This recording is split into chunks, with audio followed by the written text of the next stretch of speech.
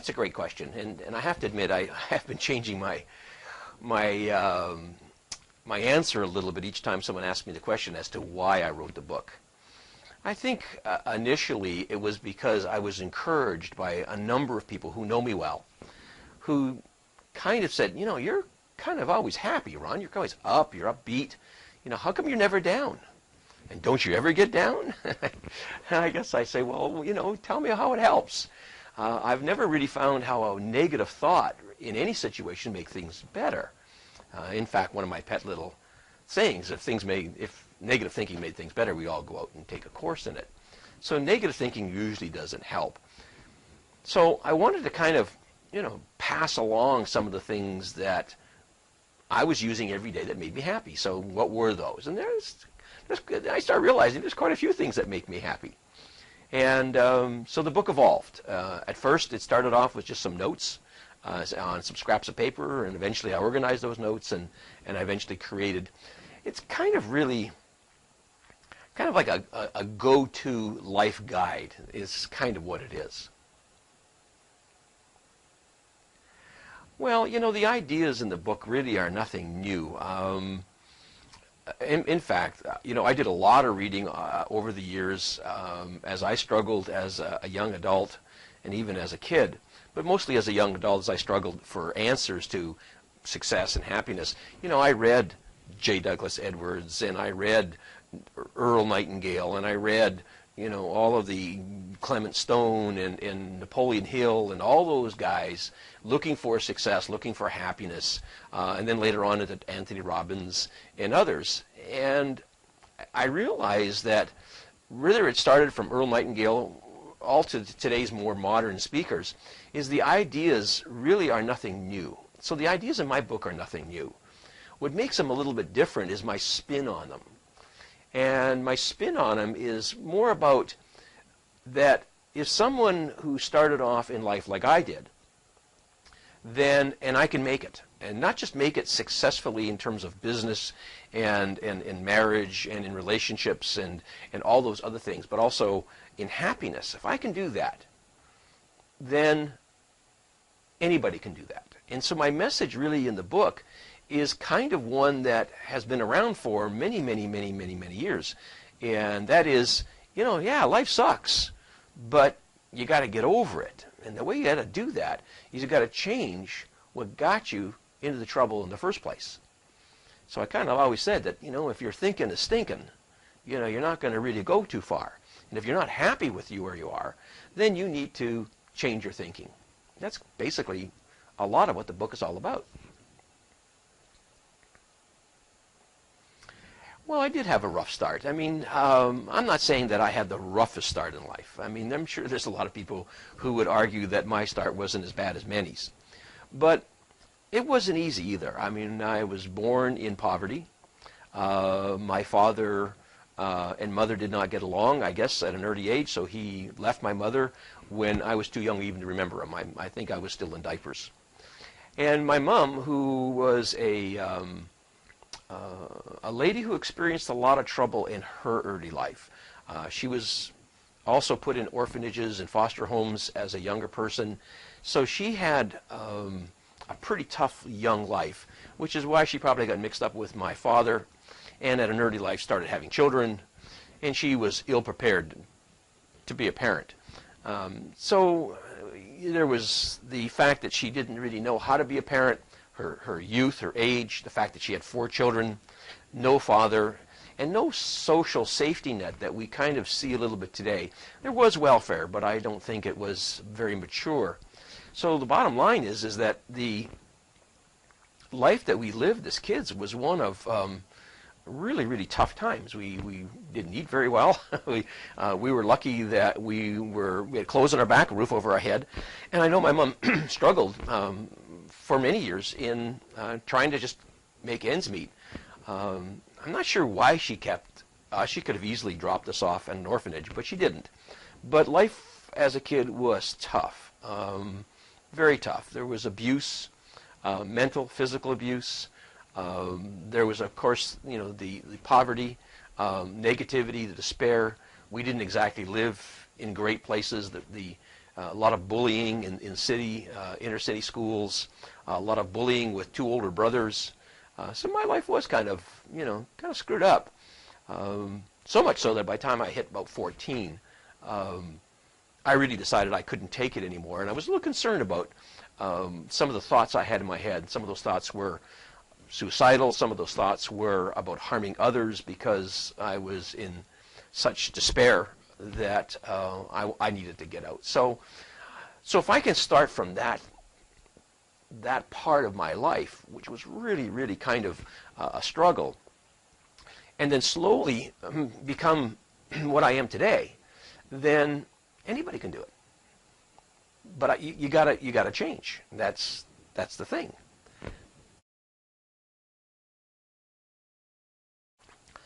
Well, I think how did I get from there to where I am today, or how did I manage to turn it around? And that is a really good question.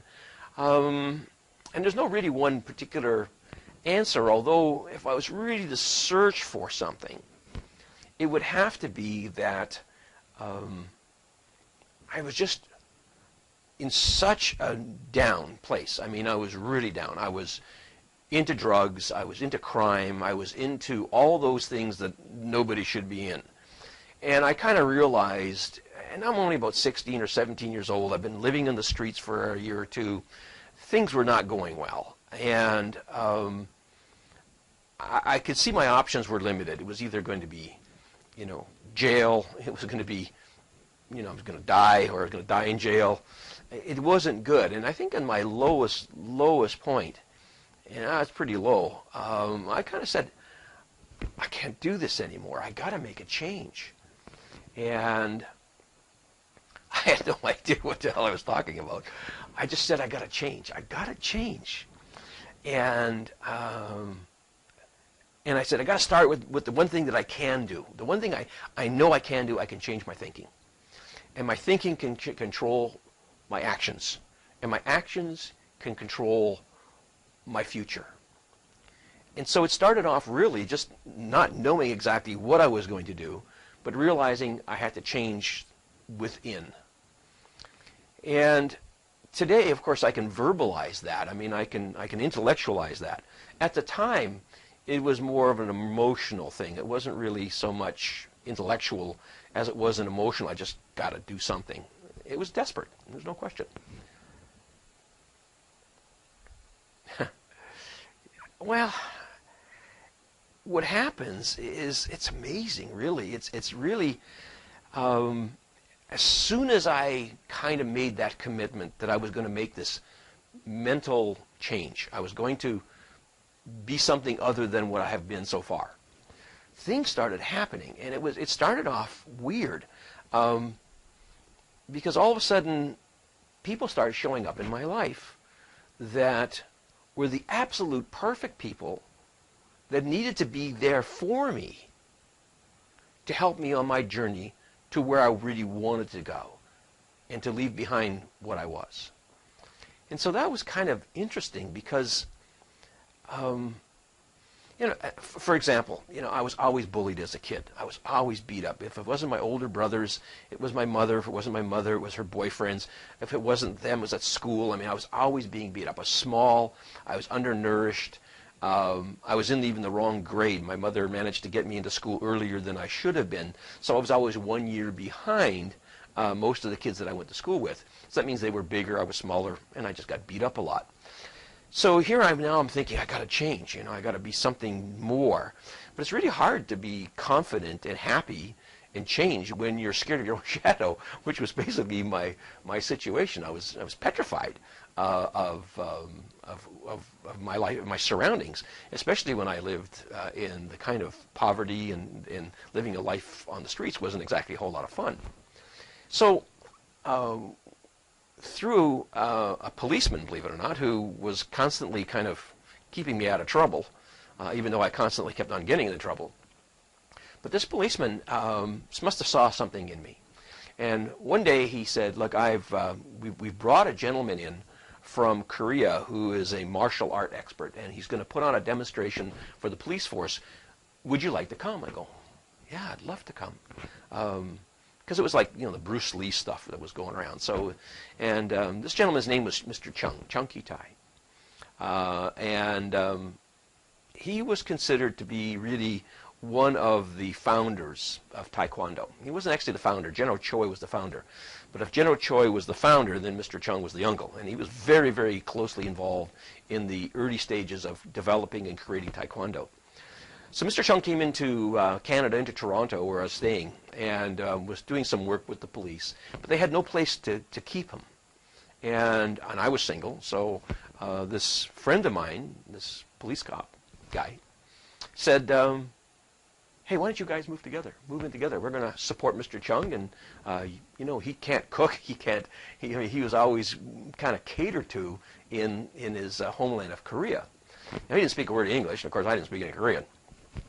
But we moved in together, and what he started to do is he started to teach me how to defend myself, how to respect my body, how to think more in terms of strength rather than of weakness.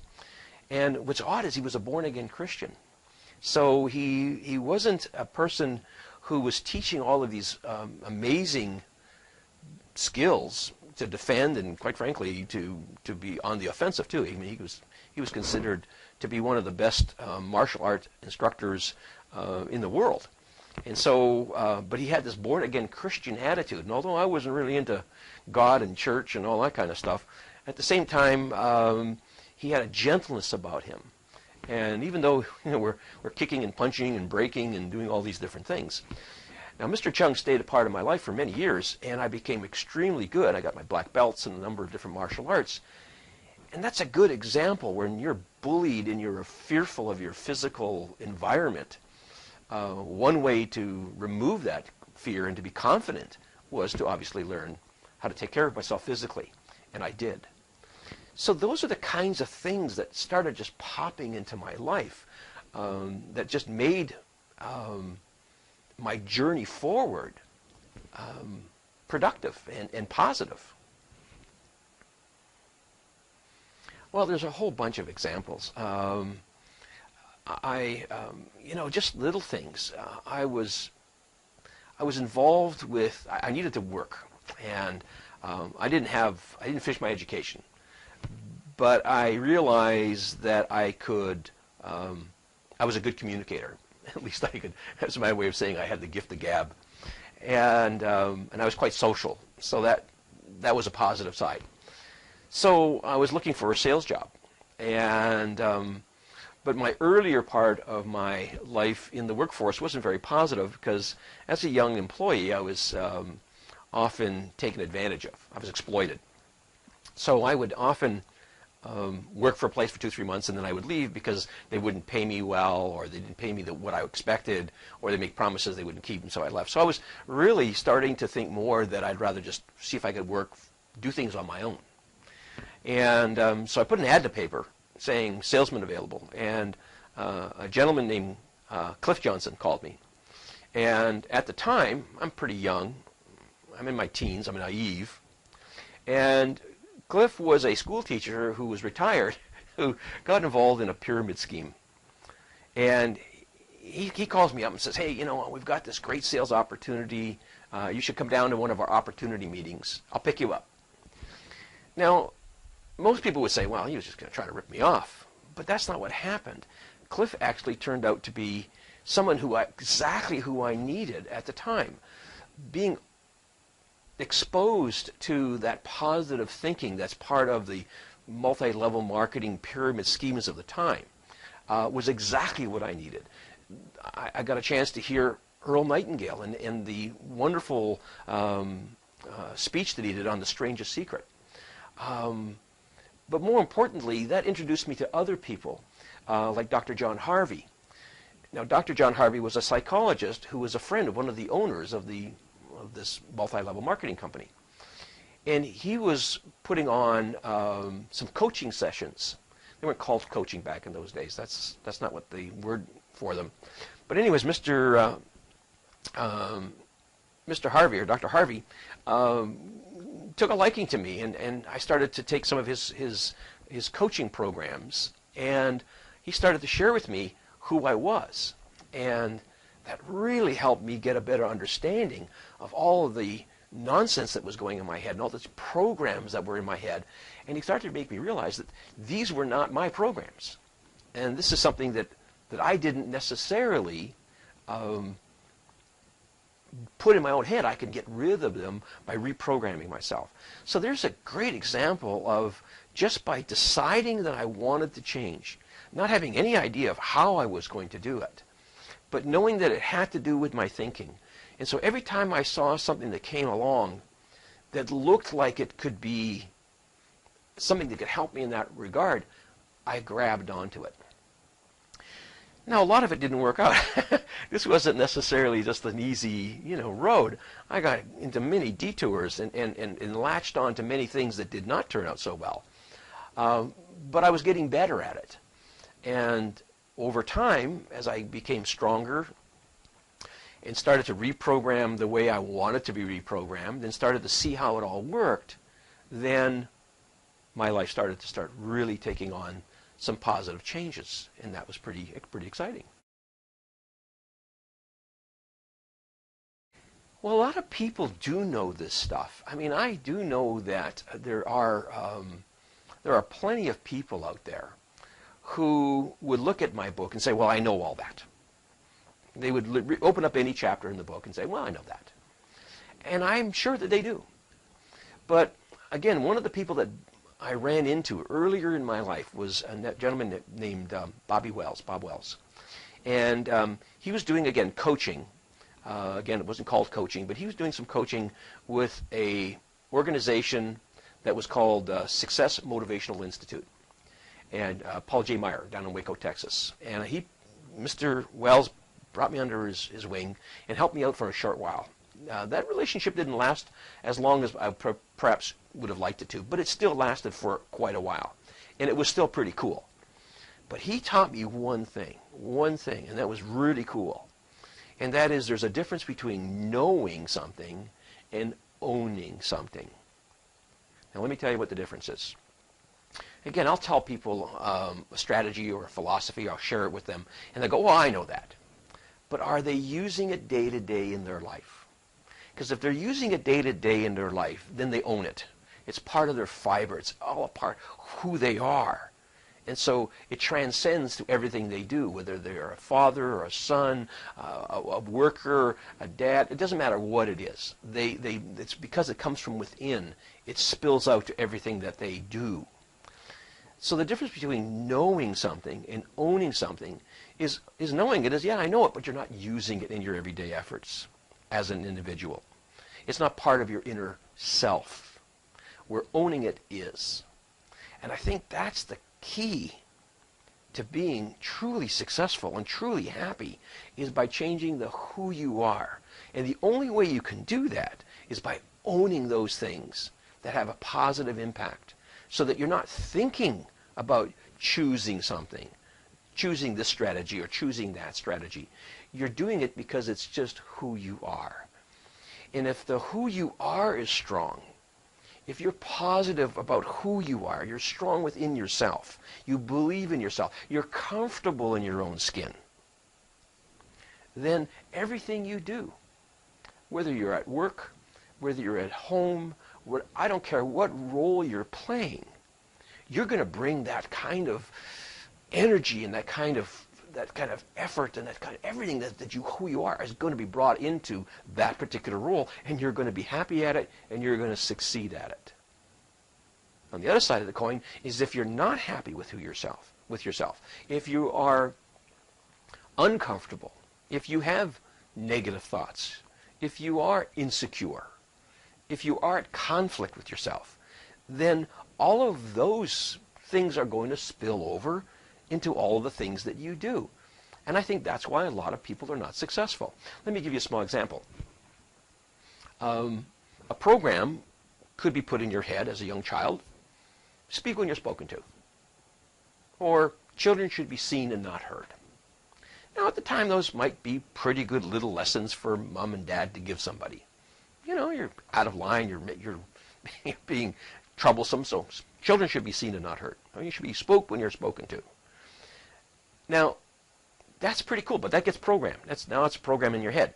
Now I grow up and I want to become a successful business person. I want to be a sales representative for my firm. I want to do something that requires social interaction. Now, if I got some programs playing in my head subconsciously that says children should be heard and I shouldn't be spoken unless I'm spoken to, then how successful do you think I'm going to be as a business person, as a manager, or in any social reaction in business, or quite frankly, in any situation? So it's a simple example, I understand, but it's an example where it's so powerful because these programs that are running through our head, these thought processes, which are creating these habits, which are creating our actions, are insidious because you don't even know they're happening at a conscious level. You're just going along your merry way, doing what you're doing, and can't understand why you can't seem to get ahead in the world. And the problem is because your thinking isn't properly aligned to what it is that you really want. Yes, if you're going to change, you've got to change your thinking. That changes the who you are. That changes your habits, your beliefs, your values, all start to change. And then you realize that negative thinking doesn't make things better. It only makes things worse, and so you don't do it anymore. And the next thing you know, someone comes up to you and says, "Hey, you should write a book because you're always up." And that's kind of what happened to me.